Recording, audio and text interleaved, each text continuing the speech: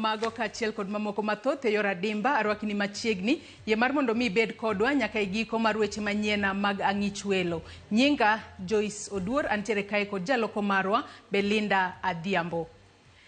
Jatend duond bura mar ODM Raila Odinga ochiwo kwayo mar tiego kendo puonjo joma mine kod joma nyiri e wi ratichgi kaka yo achiel mar duoko chien pogruok manitiere kind oganda kaluwore kod kit chwech margi. Ka uloso migori e kinde hingo nyasi mar Rosa Oyo mane en miyo mokwongo manobet jachiw thieth mapacho kae, Odinga omedo ni joma nyiri onego mi thuolo maromre kod joma yawuoyi mondo okonygi e chopo lek maggi.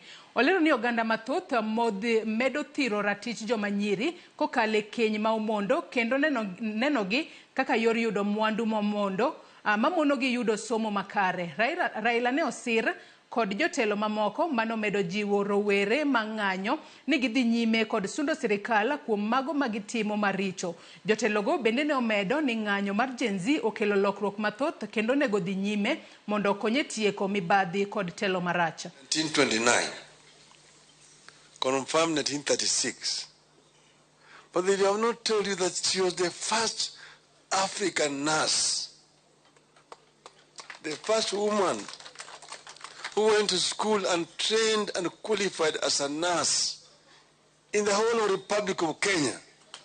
This is the lady lying there. The whole Republic of Kenya. A society that does not empower the other gender cannot prosper. I want to request the young people, now that you have graduated from that hustler narrative and become Gen Zs, liberators of this nation, stay there. As you have said correctly that you are partyless, tribeless, and you are everything, I want you to know that what you are doing is about the spirit of the nation. And as a country, we must now have a conversation on how the politics of this country is going to shift forever so that this country can never again be a preserve of just a few people and just a few elite.